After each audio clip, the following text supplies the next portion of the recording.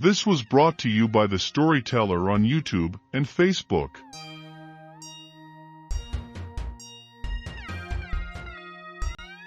6. I need to explain more about my Romani family. I say they look different, looked like gypsies, but looks are not the person. Granny's relatives were just lovely people. There wasn't an ounce of badness in any of them. They were brimful of love in everything they did. They were also brimful of mischief and humor, because all gypsies enjoy laughter. Granny used to say that if we didn't laugh we'd cry because of all the terrible things done to gypsy people. Mostly they laugh at themselves or each other, but they also laugh at more than my job's worth officials who try to make their lives difficult, and most of all they enjoy tricking the pompous and pretending to be stupid or deliberately misunderstanding. Yet it is the music which I think most people know gypsies for, some of the finest in the world. And did you know that many of the most famous composers heard our music and wrote it down? They changed it a bit, and those pieces are some of the most loved in the world. Anyway, the next morning I thought the Shero-Rom would talk to me and ask me questions, but he didn't. His wife gave me a huge breakfast of fried eggs and black bread. As I wiped the grease off my plate with a bit of bread, Granny V came and sat by me at the fire, which someone had revived from the night before. "Demeter, I told you that I want you to go and stay with your Uncle Vanta," she said, and by using my real name thereby told me she was very serious, because it was the name she normally reserved for when I was in trouble or something serious was going on. I waited for her to explain. "The world is changing, my boy, and not for the better for gypsy people. Terrible things are coming, things which I can see, but which you could not even understand, for they are so huge, so terrible that they are almost unbelievable.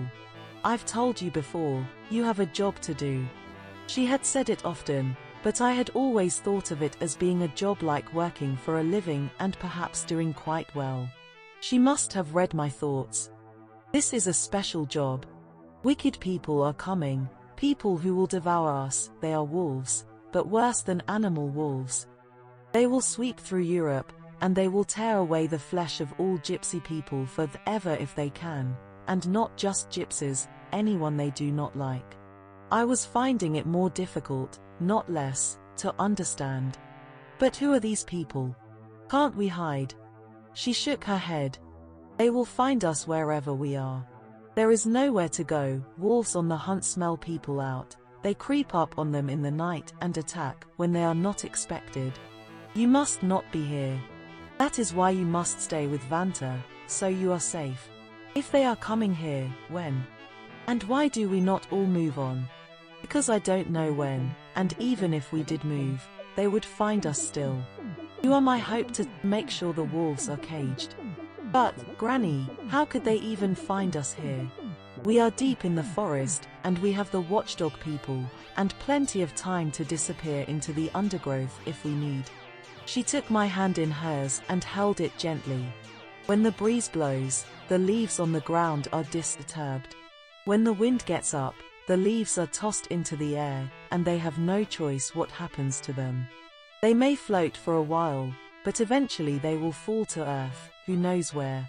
And if they land in some garden or the grounds of a rich man, they are swept up and burned. If they don't, they die and decay anyway.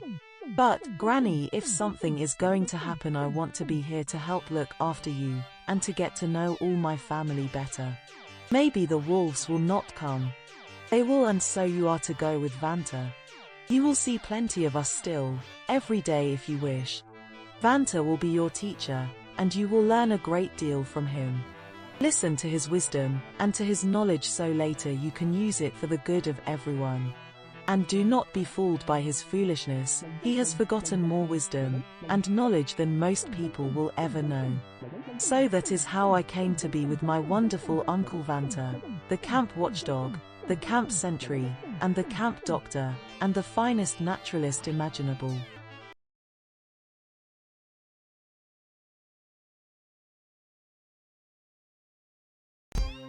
This was brought to you by the Storyteller on YouTube and Facebook. Listen to our podcast on any of these platforms: Anchor, Breaker, Overcast, Pocket Casts, RadioPublic, Spotify. Support us on Patreon. And check us out on Discord. All the links can be found in the video description below. We thank you for your participation. If you enjoyed, please like, subscribe, share, make comments.